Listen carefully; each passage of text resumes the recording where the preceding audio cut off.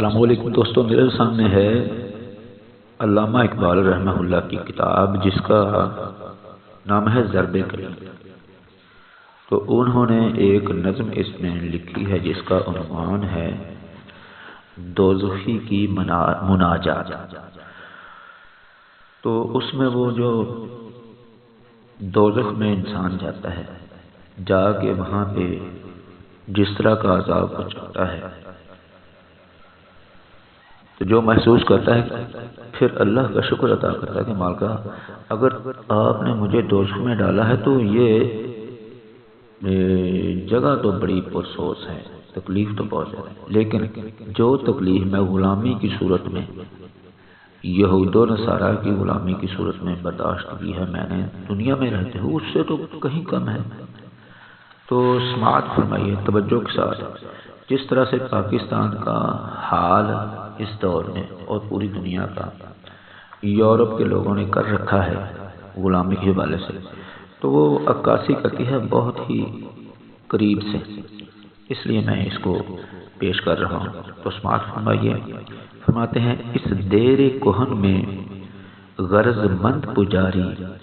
رنجیدہ بتوں سے ہوں تو کرتے ہیں خدا یاد، پوجا بھی ہے بوسود نمازیں بھی ہیں بے سود،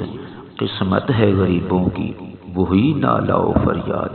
ہیں گرچہ بلندی میں فلک بوس امارات،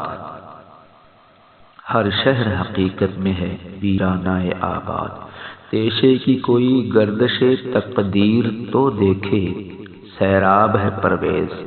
جگر تشنہ ہے فرحات، یہ علم یہ حکمت یہ سیاست یہ تجارت جو کچھ ہے وہ ہے فکر ملوکانہ کی ایجاد۔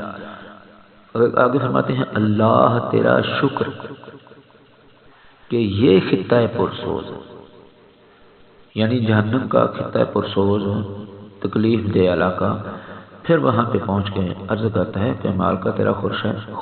شکر ہے، سوداگر یورپ کی غلامی سے ہے آزاد،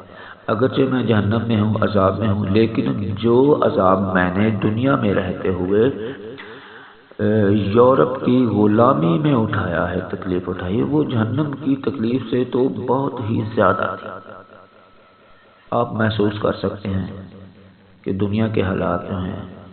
یورپ والوں نے کیا بنا رکھے ہیں، خاص طور پہ پاکستان جیسی ریاست۔ توبہ